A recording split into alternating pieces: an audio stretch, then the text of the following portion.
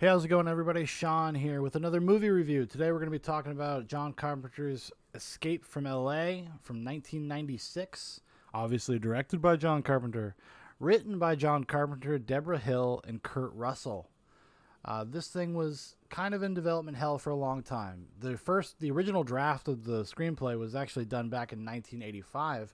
And apparently at the time, Carpenter didn't think it was right. He didn't really like it. He thought it was too campy. It was too light, too silly.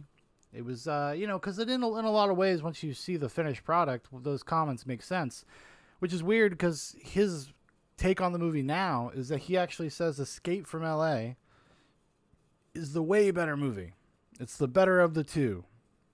I think it's because Escape from LA is more overtly political. It just kind of spells it out for you what some of the themes are.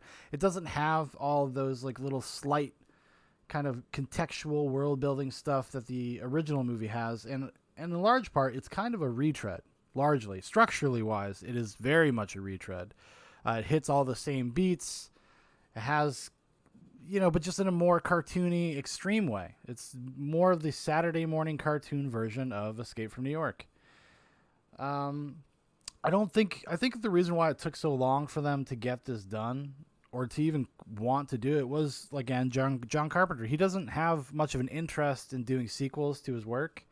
He kind of likes to do something and then walk away from it. Famously, with the Halloween franchise. Okay, so he makes the first Halloween. He basically gets a bunch of money given to him to produce and write the second Halloween, which he thinks is a dumb movie. He doesn't actually like it. He thinks the plot point that he wrote is stupid about Michael Myers being Laurie Strode's brother. He thinks that was a stupid thing that he did. But he did it for the money. Because what is more actually representative of what he envisioned Halloween to be would be an anthology series, which is Halloween 3, Season of the Witch. He thought they would all be kind of just standalone Halloween stories. And they, with a different director coming in, taking the helm for each individual film. And that's obviously not what happened because everybody, kind of just attached themselves to Michael Myers and they wanted to see that story play out. And that's what they did in the subsequent sequels to that movie. And even until today, going back to the well, doing another one of these, ignore all the sequels except the first one type things. Kind of like what we've seen with the Terminator movies recently, Dark Fate being really just Terminator 3 in from the perspective of that production. So yeah, it took a while to get there. And then it wasn't until it was actually like a studio head. The studio head was the person that pushed for this movie to get made. He was just such a huge fan, apparently, of Escape from LA and the character Snake Plissken. And it was something Kurt Russell had always wanted to revisit. He had kind of been bugged Carpenter over the years about doing another one. He would love to step back into that character. He thought there was just more to explore. And, even so much, like I said, he has a writing credit on this movie, which is just, it's weird. So let's just talk about the movie. Like I said, it is much more on the nose, Carpenter. It is, he's always had stuff in there about political stuff. He's kind of, he's not too subtle about it. It's like, he is subtle about it in his earlier work. As his career went on, he became less subtle about it. It's kind of the same trajectory that somebody like George Romero had, where it was clearly political allegories and clearly making political statements like his earlier films, but as they went on, he just took it out of the subtext and just put it into the characters' mouths.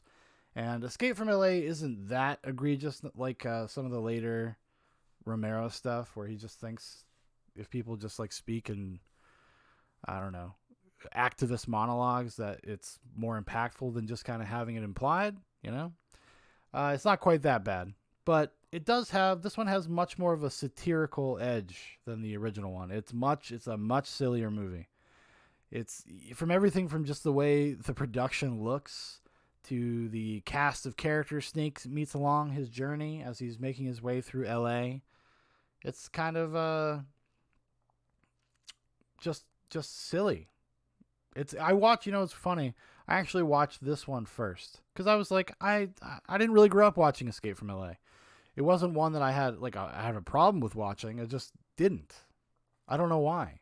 Just it was not a mainstay in my house. I don't think my dad liked Escape from LA. It's probably why it just wasn't around. I wasn't exposed to it as much as I was Escape from New York. And I will say this: Escape from LA is an incredibly fun movie. I can't say that it's really a good movie. It definitely feels like later Carpenter. There's a weird flatness to it. There's a weird, like, I don't know, just like vanilla-ness to it. It's really, it's just not engaging cinematically, you know.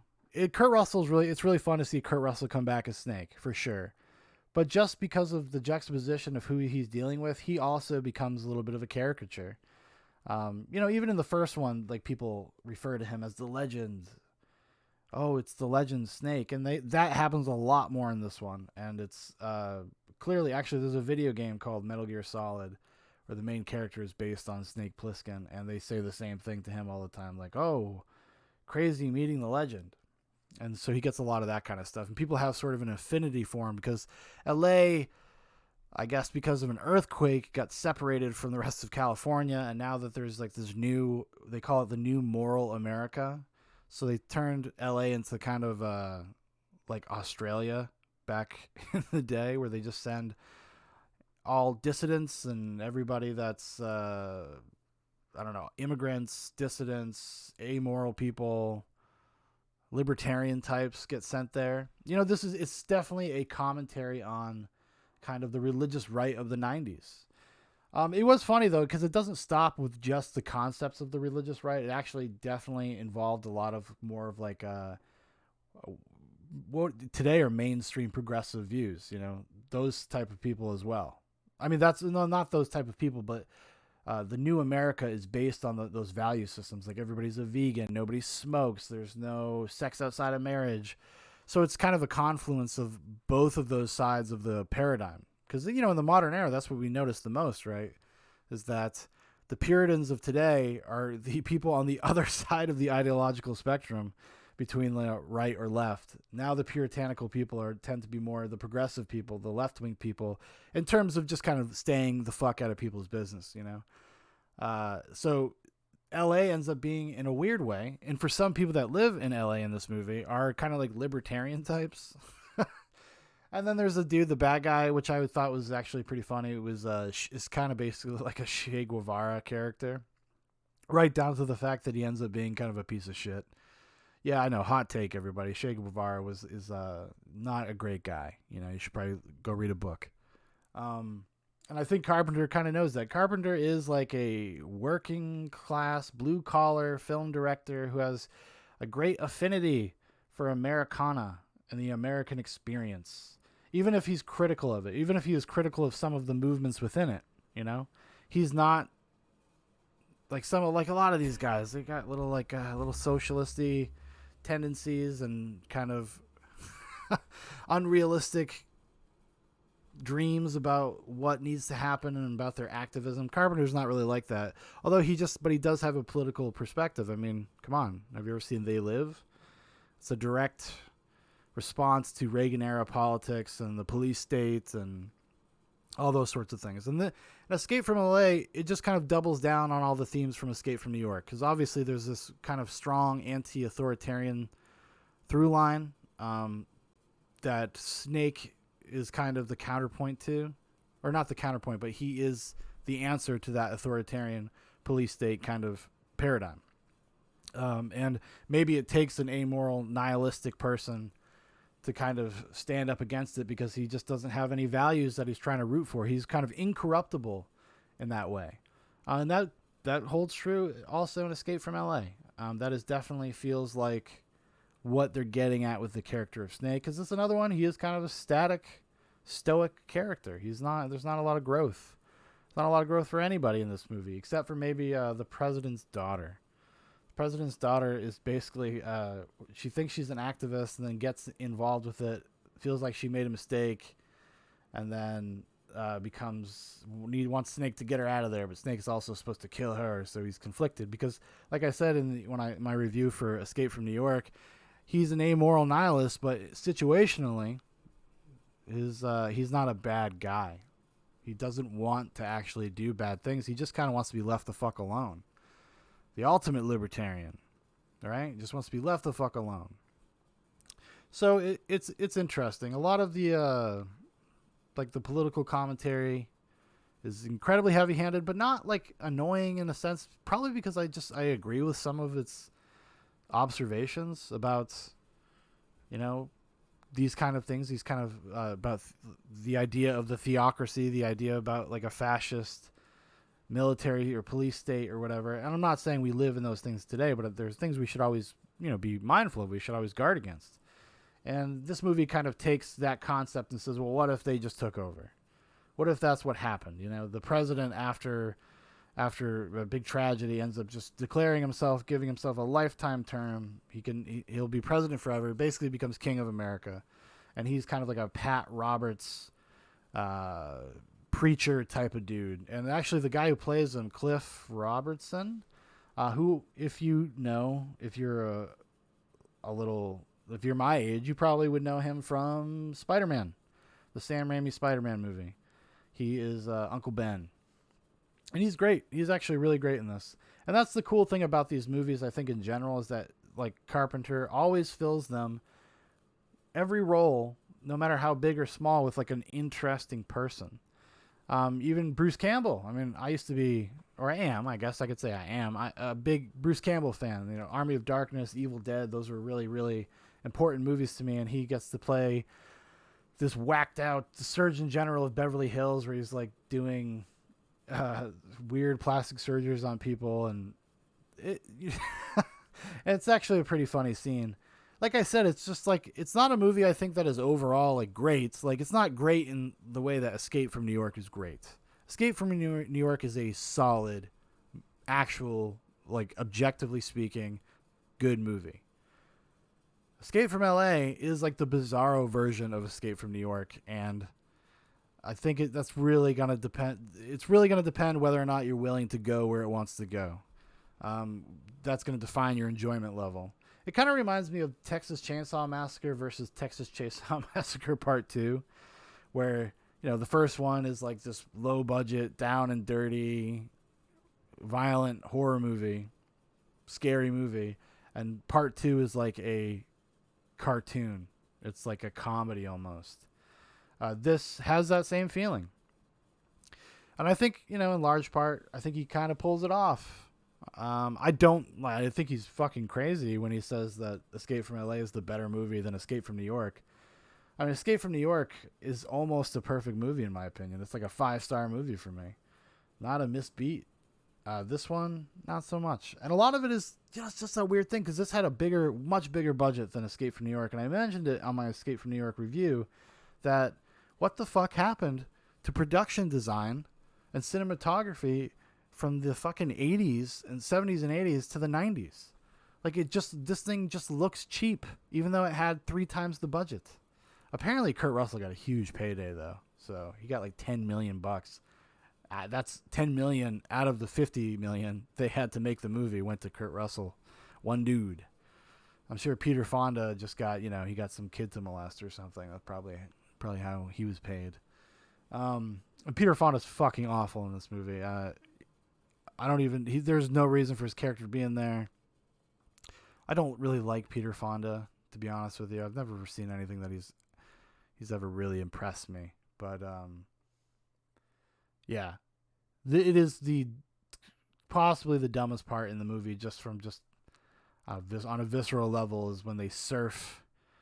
He gets Snake and Peter Fonda are surfing a wave, and then that Snake jumps on some dude's car as he's chasing him down on the wave. It's very silly, but it's not. I wouldn't say it feels out of place in this movie. There's so many crazy, silly things that happen. Pam Grier has a great little part in the movie, where she's acting like Pam Grier, except with her voice an octave lower, because she's supposed to be a male to female transgender person. And yeah, they goof about that in ways that you probably couldn't get away with in 2020. Let's just say that.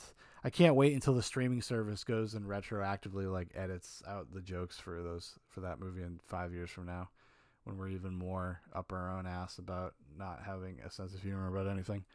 Um, yeah, there's not a whole lot to say about it outside of that. It's just it's definitely not for everybody. It's one of those movies I completely understand, especially off the back of Escape from New York, like why a person might not like this movie. It does not hold the candle to Escape from New York. As a sequel to Escape from New York, it is kind of a failure. But relative to what they were clearly trying to accomplish, I would say a moderate success. I had a good time watching it. It wasn't as bad as I remembered. I remember this being awful. That's kind of all I remembered about it. I probably had not seen Escape from LA since like 2008. So even longer than it had been since I had watched Escape from New York last, and it held up better than I expected it to. It's aged okay, except for the special effects. It also came out at a time where like computer effects and practical effects they were trying to find the right balance, and so some of that stuff looks pretty bad. And that's another thing, going back to the older Carpenter stuff, or just the 80s and 70s and 80s genre stuff in general, is that the level of practical effects work was awesome, and those movies age a lot better. Everything from just the fact that they're shot on film to having everything done in camera, not a ton of optical effects. Every once in a while, they do matte paintings and stuff like that, which you can obviously tell when there's a matte painting there. But it's something about it. Maybe it's like a kitsch thing. Maybe it's just like a charming thing. It just works better. It's more pleasing to the eye. There's a lot of ugly shit in Escape from LA. It's not a very well shot movie in my opinion. And yeah, not a very well shot movie. It feels like almost like a big budget TV movie. Honestly. Yeah, this was not. See, the original is done by Dean Cundy, who's Dean Cundy, is a legend. This is just some guy named Gary B. Kibe. No idea who the hell he is. What else has he worked on? He worked on Virtuosity. Oh, but not as the cinematographer though. Let's just look. The Librarians is the last thing he did in 2003. He also shot Ghosts of Mars and Vampires and Village of the Damned and In the Mouth of Madness. So yeah, this is where the trouble starts. And he did Double Dragon and RoboCop 3. Oh my God. So yeah. Oh, he did Prince of Darkness. Well, Prince of Darkness is not as well shot as the other Carpenter movies, but okay. Okay. So Prince of Darkness is not like an amazingly shot movie. He did They Live, also not an amazingly shot movie. Kind of a flat looking movie. RoboCop 3, very flat. Body Bags, which is like a horror anthology thing Carpenter was involved in, very flat. Double Dragon, very flat. In the Mouth of Madness, it's got its moments, for sure. Village of the Damned, pretty flat. Escape from LA, Vampires, yeah. Ghost of Mars. That's gonna be coming up soon, folks. I'm gonna be talking about some Ghosts of Mars. And not to spoil that video, but Ghost of Mars is the original third movie in this series. It was going to be Escape from Mars, and it was going to star Snake Plissken. And in lieu of, I guess, I don't know if Kurt Russell didn't want to come back, or because Escape from LA didn't do very well, they just didn't care to have that name attached to it, the Escape series name. They changed the character to Desolation Jones and cast Ice Cube. So yeah, I'm looking forward. I've not seen Ghost of Mars probably since the early 2000s, so that should be fun. But yeah, it's on Amazon Prime. If you have Amazon Prime and you're in the mood to watch the first one, it's interesting to watch these back to back. Even I watched this, and I think maybe that's why I had so much appreciation for Escape from New York yesterday, was because I watched Escape from LA first. And when I watched Escape from LA first, I was like, oh, this, like I said, this is aged okay. This is better than I thought it was going to be. And then I watched Escape from New York, and then you see how far away Escape from LA is from Escape from New York in terms of quality. There's a huge gulf there. But yeah, good times. Good times revisiting some Carpenter.